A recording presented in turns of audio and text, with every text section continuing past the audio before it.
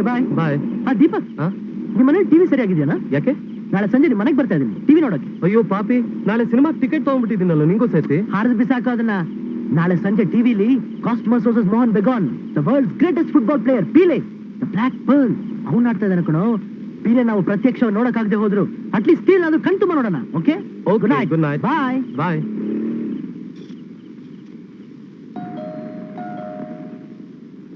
ಯಾರು? ಅಣ್ಣನಾ? ಹೌದು. ಯಾಕಣ್ಣ ಇಷ್ಟು ಲೇಟು? ಏನ್ ಮಾಡ್ಲಿ ಅದ, ಇವತ್ ದೀಪಕ್ ಮನೇಲಿ ಪಾರ್ಟಿ ಇತ್ತಲ್ಲ, ಎಲ್ರು ಹಾಡೇಳು ಅಂತ ಹಿಡ್ಕೊಂಡ್ಬಿಟ್ರು.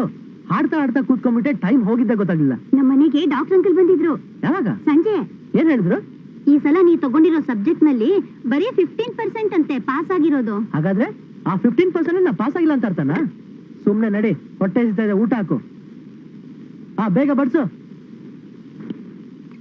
ರಾಧಾ, ಏನಣ್ಣ? ನಾಳೆ 5 ಗಂಟೆ ಅಲಾರಾಮ್ ಕೊಡು. ಅಷ್ಟ್ ಬೇಗ ಏನ್ ಮಾಡ್ತೀಯಾ?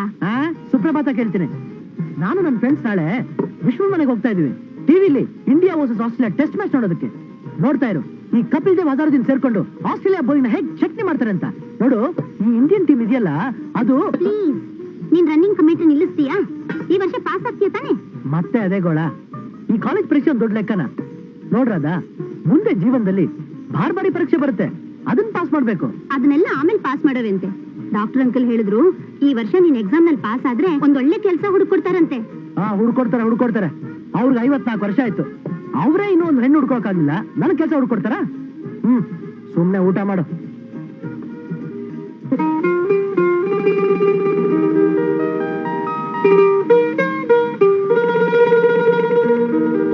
ಓಹೋ, ಏನಮ್ಮ ರಾಧಾ, ಹೋಮ್ ವರ್ಕ್ ನಡೀತಾ ಇದೆಯಾ?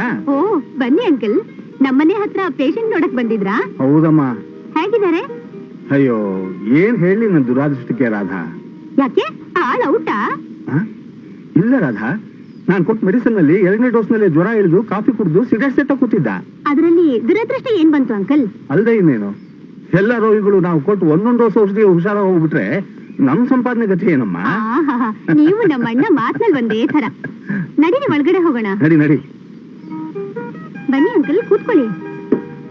Tea ಮಾಡ್ಕೊಡ್ಲಾ uncle? ಟೀ ಇರ್ಲಿ. ರಾಮ್ ಪ್ರಸಾದ್ ಅಲ್ಲಿ ರಿಸಲ್ಟ್ ನೋಡ್ಕೊಂಬರಕ್ ಹೋಗಿದ್ದಾನೆ. ಹಾಗೋ, ದೇವ್ರ ದಯೆಯಿಂದ ಪಾಸ್ ಆಗ್ಬಿಟ್ರೆ ಸಾಕು. ಏನ್ ಅಂಕಲ್ ಈ ತರ ಹೇಳ್ತೀರಾ? ಹಗಲು ರಾತ್ರಿ ಎಷ್ಟು ಕಷ್ಟಪಟ್ಟು ಓದಿದ್ದಾನೆ. ಅವ್ನ್ ಪಾಸ್ ಆಗಿದ್ರೆ ಇನ್ಯಾರು ಪಾಸ್ ಆಗ್ತಾರೆ ಹೇಳಿ? ಪಾಸ್ ಆಗ್ತಾನೆ. ಅಣ್ಣ, ರಿಸಲ್ಟ್ ಏನಾಯ್ತಣ್ಣ? ನಾ ಅನ್ಕೊಂಡ್ ಹಾಗೆ ಆಯ್ತು. ಅಂಕಲ್, ನೀವು 15% ಪಾಸ್ ಆಗಿದೆ ಅಂದ್ರಲ್ಲ, ಅದು ರಾಂಗ್. ಬರೀ 12% ಪಾಸ್ ಆಗಿರೋದು. ಹಾಗಾದ್ರೆ ನೀನು? ನಾ ಹೇಳ್ದಲ್ಲ, ಬರೀ 12% ಪಾಸ್ ಆಗಿರೋದಂತ. ನಿಜ ಹೇಳು, ರಿಸಲ್ಟ್ ಏನಾಯ್ತು? ಏನಣ್ಣ ನೀನು, 1 ನಿಮಿಷದಲ್ಲಿ ಎಷ್ಟೊಂದು ಹೆದರ್ಸ್ಬಿಟ್ಟೆ ನನ್ನನ್ನ. ಎಲ್ಲಿ ಹೋಗುತ್ತೆ ಆ ಬುದ್ಧಿ? ಅಪ್ಪ ನಟ, ತಾತ ನಟ, ಮೊಮ್ಮಗ ನಾಟಕ ಮಾಡದೇ ಇರ್ತಾನ? ನೀವು ನಾಟಕ ಆಡಲ್ವಾ? ಒಳ್ಳೆ ಔಷಧಿ ಕೊಡ್ತೀನಿ, ಒಳ್ಳೆ ಇಂಜೆಕ್ಷನ್ ಕೊಡ್ತೀನಿ ಅಂತ. ಬರ್ತಾ ನಿನ್ ಬಾಯಿ ಜಾಸ್ತಿ ಆಯ್ತು. Just for fun uncle. Uncle ತಗೊಳ್ಳಿ ಅಂಕಲ್ ಸ್ವೀಟ್ಸ್. ಇಷ್ಟು ಬೇಗ ಎಲ್ಲಿಂದ ತಗೊಂಡ್ ಬಂದಿಯಮ್ಮ? ನಮ್ಮ ಅಣ್ಣ ಗ್ಯಾರಂಟಿ ಪಾಸ್ ಆಗ್ತಾನೆ ಅಂತ ನಂಗೆ ಗೊತ್ತಿತ್ತು, ಅದಕ್ಕೆ ಬೆಳಗ್ಗೆನೆ ತಂದಿಟ್ಟಿದ್ದೆ. ತಗೋಣ. ಹೋಗಿ ಪೆನ್ನು ಕಾಗದ ತಗೊಂಡ್ ಬಾ. ಯಾಕೆ? ಅಪ್ಲಿಕೇಶನ್ ಬರೆಯೋಕೆ. ಎಲ್ಲಿಗೆ? ನೀವ್ ಹೋಗು, ತಗೊಂಡ್ ಬಾ, ಎಲ್ಲ ಹೇಳ್ತೀನಿ. ನಿಮ್ಗೋಸ್ಕರ ಒಂದು ಫಸ್ಟ್ ಕ್ಲಾಸ್ ಕೆಲಸ ಹುಡುಕಿಟ್ಟಿದ್ದೀನಿ. 500-600 ರೂಪಾಯಿ ಸಂಬಳ. ಅಂಕಲ್, ಸುಳ್ಳು ಹೇಳಿದ್ರು ನಂಬೋ ಹಾಗೆ ಹೇಳಿ. ಎಕ್ಸ್ಪೀರಿಯನ್ಸ್ ಇದಾರೆ ನನಗೆ. ಯಾರಾದ್ರೂ ಇಷ್ಟೊಂದು ಸಂಬಳ ಕೊಡ್ತಾರ? ಕೊಡ್ತಾರೆ ಮರಿ, ಕೊಡ್ತಾರೆ. ನಿನಗೆ ಎಕ್ಸ್ಪೀರಿಯನ್ಸ್ ಇಲ್ಲದೆ ಇರೋದೇ ಒಂದು ದೊಡ್ಡ ಕ್ವಾಲಿಫಿಕೇಶನ್. ಬರಿ. To the proprietor, Urmila traders. Meenakshi, ಏನ್ ಸರ್? ಪದ್ಯ ಕೇಳ್ತೀಯಾ? ಕೇಳಲ್ಲ ಅಂದ್ರೆ ನೀವು ಬಿಡ್ತೀರಾ? ಸುಂದರಿ ನನ್ನ ಚಂದರಿ, ಸುಂದರಿ ನೀ ನನ್ನ ಚಂದರಿ, ನಿನ್ನ ಕೈಯಲ್ಲಿ ಏಕೆ ಮುರುಕಲು ಒಂದರಿ, ಓ ಸುಂದರಿ ನೀ ನನ್ನ Chanderi. Hello sir. Yes sir, ಈಗ ಬಂದ್ಬಿಟ್ಟೆ ಸರ್. ಬಾಸ್ ಕರೀತಿದ್ದಾರೆ.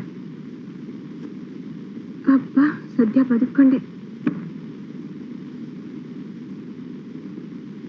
ಏನೋ ಕರೆದ್ರಲ್ಲ ಸರ್? ನಾವು ಕೆಲ್ಸಕ್ಕೆ ಕಾಲ್ ಫಾರ್ ಮಾಡಿದ್ವಲ್ಲ, ಎಷ್ಟು ಅಪ್ಲಿಕೇಶನ್ ಬಂದಿದ್ದಾವೆ? ಅದು 111 ಸರ್. ಅದೇನ್ರಿ 111? ಒಂದ್ ಸೇರ್ಸಿ 112 ಇಲ್ಲ ಒಂದ್ ಕಿತ್ ಹಾಕಿ 110. ಕಿತ್ತಾಕ್ಬೇಕು ಅಂದ್ರೆ 23 ಅಪ್ಲಿಕೇಶನ್ಸ್ ಕಿತ್ ಹಾಕ್ಬೋದು ಸರ್. ಅಂದ್ರೆ ಆಲ್ ದಿ 23 ಕ್ಯಾಂಡಿಡೇಟ್ಸ್ ಆರ್ ಇನ್ಎಕ್ಸ್ಪೀರಿಯನ್ಸ್ಡ್, ಅನುಭವನೇ ಇಲ್ಲ. ಅವರೇ ನಮಗ್ ಬೇಕಾಗಿರೋದು. ಆ ಅನುಭವ ಇರೋರ್ ಕೈಗೆ ಸಿಕ್ಕೆ ನಮ್ಮ ದೇಶ ಹಾಳಾಗಿ ಹೋಗಿರೋದು. ಅಲ್ರಿ, ಅನುಭವಸ್ಥರಿಗೆ ಅವಕಾಶಗಳು ಸಿಗ್ತಾ ಹೋಗ್ತಿದ್ರೆ ಅನುಭವ ಇಲ್ಲದೆ ಇರೋರಿಗೆ ಅನುಭವ ಹೇಗ್ರಿ ಸಿಗತ್ತೆ ಹಾರಿ ಬಾಬು? Correct sir. ಆ ನಿಮ್ಮ 111ರಲ್ಲಿ 23 ಅಪ್ಲಿಕೇಶನ್ ಸೆಲೆಕ್ಟ್ ಮಾಡ್ಕೊಂಡು ಇನ್ ಮಿಕ್ಕಿದ್ದನ್ನ ವೇಸ್ಟ್ ಪೇಪರ್ ಬ್ಯಾಸ್ಕೆಟ್ ಎಸಿರಿ. ಸರ್, ನೀವು ಯೋಚನೆ ಮಾಡೋ ರೀತಿನೇ ಸ್ಪೆಷಲ್ಲು ಸರ್. ಯುವಕರ ಮೇಲೆ ಅದೆಷ್ಟೊಂದು ಅಭಿಮಾನ ಸರ್ ನಿಮಗೆ. ಎಲ್ಲಾ ಯುವಕರ ಬಗ್ಗೆ ಅಲ್ಲ, ಕರ್ತವ್ಯದಲ್ಲಿ ಶ್ರದ್ಧೆ ಇಟ್ಕೊಂಡು ಕೆಲಸ ಮಾಡ್ತಾರಲ್ಲ ಅಂತ ಹುಡುಗನ್ ಕಂಡ್ರಿ ನನಗೆ ಪ್ರಾಣ. ಅದಲ್ದೆ ಈ ಸ್ಪೋರ್ಟ್ಸು, ಮ್ಯೂಸಿಕ್ಕು, ನಾಟಕ ಅಂತ ಅನ್ಕೊಂಡು ಟೈಮ್ ವೇಸ್ಟ್ ಮಾಡ್ತಾರಲ್ಲ ಅಂತವ್ರನ್ನ ಕಂಡ್ರೆ ಆಗಲ್ಲ ನಂಗೆ. Correct sir. ಅಪ್ಲಿಕೇಶನ್ ಅಲ್ಲಿ ಮೊದಲನೇದು ಓದಿ. ಮೊದಲನೇದು ವಿಕ್ಕಿ. ವಿಕ್ಕಿ ಅದೇನ್ ಸರಿಯಾಗಿ ಕಕ್ಕಿ. ಅವ್ರ ಫುಲ್ ನೇಮು ವಿಕ್ರಮ್ ಕುಮಾರ್ ಅಂತ, ಶಾರ್ಟ್ ಆಗಿ ವಿಕ್ಕಿ ಅಂತ ಇಟ್ಕೊಂಡಿದ್ದಾರೆ. ರಬೀಶ್, ಯಾವನು ಅಪ್ಪ ಅಮ್ಮ ಇಟ್ಟಿರೋ ಹೆಸರನ್ನ ಕತ್ತರಿಸಿ ಶಾರ್ಟ್ ಮಾಡ್ತಾನೋ ಅವನು ಕೆಲಸನು ಶಾರ್ಟ್ ಮಾಡಕ್ ಬಿಡ್ತಾನೆ. ನೆಕ್ಸ್ಟ್ ಮೇಲುಕೋಟೆ ಚೆಲುವನಾರಾಯಣ ಅಯ್ಯಂಗಾರ್. ಆಹಾ, ಇವನಿಗೆ ಇಂಟರ್ವ್ಯೂ ಕಾರ್ಡ್ ಕಳಿಸಿ. ಸರಿ. Next Ramaprasad Sharma. Very good, ಇವನಿಗೂ ಕಳಿಸಿ. ಸರಿ ಸರ್.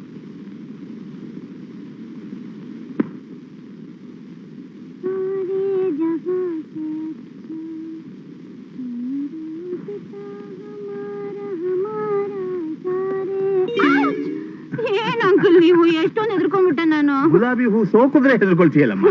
ಹೋಗಿ ಅಂಕಲ್. ಏನು ಬಟ್ಟೆ ಇಸ್ತ್ರಿ ಮಾಡ್ತಾ ಇದೀಯಾ? ಅಣ್ಣ ಇಂಟರ್ವ್ಯೂಗೆ ಹೋಗ್ತಾನಲ್ಲ, ಟ್ರಿಮ್ ಆಗಿದ್ರೆ ತಾನೇ ಲಕ್ಷಣವಾಗಿ ಕಾಣೋದು. ಏನು ಇಂಟರ್ವ್ಯೂಗೆ ಈ ಡ್ರೆಸ್ ಹಾಕೊಂಡು ಹೋಗ್ತಾನ? ಸರ್ವನಾಶವಾಗಿ ಹೋಯ್ತು. ರಾಮ್ ಪ್ರಸಾದ್ ರಾಧಾ, ಅಂಕಲ್ ಇವತ್ತು ನ್ಯೂಸ್ ಪೇಪರ್ ನೋಡಿದ್ರ? India versus Pakistan first test match ಗೆ ಪ್ಲೇಸ್ ಇಸ್ಕೊಟ್ಟಿದ್ದಾನೆ. ಹೇಳಿ ರಿಸಲ್ಟ್ ಏನಾಗುತ್ತೆ ಅಂತ? ಆಟದ ರಿಸಲ್ಟ್ ಏನಾಗುತ್ತೆ ಅಂತ ಹೇಳೋ ಶಕ್ತಿ ನನಗಿಲ್ದೇ ಇದ್ರು ಈ ಬಣ್ಣದ ಡ್ರೆಸ್ ಹಾಕೊಂಡು ಹೋದ್ರೆ ನಿನ್ನ ಇಂಟರ್ವ್ಯೂ ಏನಾಗುತ್ತೆ ಅಂತ ಈಗಲೇ ಹೇಳ್ಬಿಡ್ತೀನಿ. ಏನಾಗುತ್ತೆ? ಖಂಡಿತ ನಿನ್ ಕೆಲಸ ಠುಸ್. ಯಾಕೆ ಅಂಕಲ್? ಕೂತ್ಕೋ, ಅದನ್ನ ಹೇಳೋಕೆ ನಾನು ಬಂದಿದ್ದು. ರಾಧಾ, ಹೋಗ್ ಒಂದ್ ಕಪ್ ಕಾಫಿ ಮಾಡ್ಕೊಂಡ್ ಬಾಮ್ಮ. ಸರಿ ಅಂಕಲ್. ಇವತ್ತು ನಿನ್ ಇಂಟರ್ವ್ಯೂ ಯಾರು ಮಾಡ್ತಾರೆ ಗೊತ್ತಾ? ಯಾರಂಕಲ್? ಊರ್ಮಿಳಾ ಟ್ರೇಡರ್ಸ್ ಪ್ರೊಪ್ರೈಟರ್ ಭವಾನಿ ಶಂಕರ್ ಅಂತ, ನನ್ ಚಡ್ಡಿ ಸ್ನೇಹಿತ. ಆದ್ರೆ ಅವನು ಒಂಥರ ವಿಚಿತ್ರ ಸ್ವಭಾವ. He has is own peculiar likes and dislikes. ಅವನು ಮನುಷ್ಯನ ಮೀಸೆಯಿಂದ ಅಳತೆ ಮಾಡ್ತಾನೆ. ಅಂದ್ರೆ ಅವನ ಅಭಿಪ್ರಾಯ ಮೀಸೆನೆ ಮನಸ್ಸಿನ ಕನ್ನಡಿ ಅಂತ. ಯಾವನ್ ಮೀಸೆನ ಕ್ಲೀನ್ ಆಗಿ ತೆಗೆದುಹಾಕ್ಬಿಟ್ಟಿರ್ತಾನೋ ಅವನ್ ಮನಸ್ಸು ಕ್ಲೀನ್ ಆಗಿರೋಲ್ಲ ಅಂತ ಅವನ ವಾದ. ಕರೆಕ್ಟ್ ಅಂಕಲ್, ಅವ್ರು ಹೇಳಿದ್ ನಿಜ. ಈಗ ನನಗ್ ಮೀಸೆ ಇದೆ, ನಿಮಗಿಲ್ಲ. ನನ್ ಮನಸ್ಸು ಕ್ಲೀನ್ ಆಗಿಲ್ಲ ಅಂತ? ಇಲ್ಲ ಅಂಕಲ್, ನಿಮಗಲ್ಲ. You are exception. By the by uncle, ಅವ್ರ ಆಫೀಸಲ್ಲಿ ಕೆಲಸ ಮಾಡೋ ಈ ಲೇಡಿ ಟೈಪಿಸ್ಟ್, ರಿಸೆಪ್ಷನಿಸ್ಟ್ ಅವ್ರಿಗೆಲ್ಲ ಮೀಸೆ ಇದೆಯಾ? ನಿನ್ಗೆ ಎಲ್ಲಾ ವಿಷಯದಲ್ಲೂ ಹುಡುಗಾಟನೆ. Come to the point. ನಾನು ಹೇಳೋದನ್ನ ಗಮನ ಕೊಟ್ಟು ಕೇಳು. ನಂಬರ್ 1, ಇಂಟರ್ವ್ಯೂನಲ್ಲಿ ನಿನ್ನ ಹೆಸರು ಹೇಳುವಾಗ ಡಿ.ಆರ್. ಶರ್ಮಾ ಅಂತ ಸ್ಟೈಲ್ ಆಗಿ ಹೇಳೋಕೆ ಹೋಗಬೇಡ. ದಶರಥ ಪ್ರಸಾದ್ ರಾಮ್ ಪ್ರಸಾದ್ ಶರ್ಮಾ ಅಂತ ಪೂರ್ತಿ ಹೆಸರು ಹೇಳು. ನಂಬರ್ 2, ಅವನಿಗೆ ಈ ಶಿಫಾರಸು, ರೆಕಮೆಂಡೇಶನ್ ಇವೆಲ್ಲ ಆಗೋಲ್ಲ. ಆದ್ರಿಂದ ನನ್ನ ಪರಿಚಯ ನಿನಗಿದೆ ಅನ್ನೋದು ಅವನಿಗೆ ಗೊತ್ತಾಗಬಾರ್ದು. ನಂಬರ್ 3, ಎಲ್ಲದಕ್ಕಿಂತ ಮುಖ್ಯವಾದದ್ದು, ಅಕೌಂಟೆನ್ಸಿ ವಿಷಯ ಒಂದು ಬಿಟ್ಟು ಬೇರೆ ಏನ್ ವಿಷಯ ಕೇಳಿದ್ರು ಆನ್ಸರ್ ಮಾಡಕೂಡುದು. ಕ್ರಿಕೆಟ್, ಫುಟ್ಬಾಲು, ಈ ಸಿನಿಮಾ, ಹಾಕಿ, ಮ್ಯೂಸಿಕ್ ಇದರಲ್ಲೆಲ್ಲ ಏನು ತಿಳಿದೇ ಇರೋ ಗುಗ್ಗು ತರಹನೇ ಇರಬೇಕು. ಏನ್ uncle, inter college light music competition ಅಲ್ಲಿ ಸ್ಟೇಟ್ ಗೆ ಫಸ್ಟ್ ಬಂದ್ರೆ ನಾನು ಮ್ಯೂಸಿಕ್ ಬಗ್ಗೆ ಕೇಳಿದ್ರೆ ಗುಗ್ಗು ಆಗಿರ್ಬೇಕಾ? ಇರ್ಬೇಕಯ್ಯ, ಇರ್ಬೇಕು. ಯಾಕೆ ಅಂದ್ರೆ ಭವಾನಿ ಶಂಕರ್ಗೆ ಅವ್ರಪ್ಪ ಹೇಳ್ತಿದ್ರಂತೆ, ವಿದ್ಯೆ ಕಲಿಬೇಕು ಅಂತ ಆಸೆ ಇರೋನ್ಗೆ ಸುಖ, ನಿದ್ದೆ, ಅಲಂಕಾರ ಇವ್ಯಾವುದ್ರ ಮೇಲೂ ಗಮನ ಇರ್ಕೂಡ್ದು ಅಂತ. ಭವಾನಿಗೆ ನಮ್ಮ ದೇಶದ ಸಂಸ್ಕೃತಿ ಕಂಡ್ರೆ ತುಂಬಾ ಅಭಿಮಾನ. ಅದಕ್ಕೆ ಈ ಬಣ್ಣದ ಬುಷರ್ಟು, ಪ್ಯಾಂಟು ಕಿತ್ ಹಾಕಿ ಜುಬ್ಬ, ಪೈಜಾಮ ಹಾಕೊಂಡು ಹೋಗು. ಅಂಕಲ್, ಜುಬ್ಬ ಪೈಜಾಮ ನನ್ನ ಹತ್ರ ಇಲ್ವಲ್ಲ?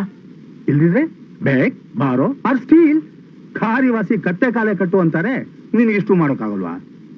ಒನ್ ಮೋರ್ ಥಿಂಗ್, ಮೊದಲು ತಲೆಗೊಂದು ಸೀಸೆ ಕ್ಯಾಸ್ಟೈಲ್ ಸುರಿದು ನೆತ್ತಿಗೆ ಕೂದಲು ಅಂಟ್ಕೊಂಡಿರೋ ಹಾಗೆ ಬಾಚ್ಕೊಂಡು ಹೋಗು. ಓ ಮೈ ಗಾಡ್,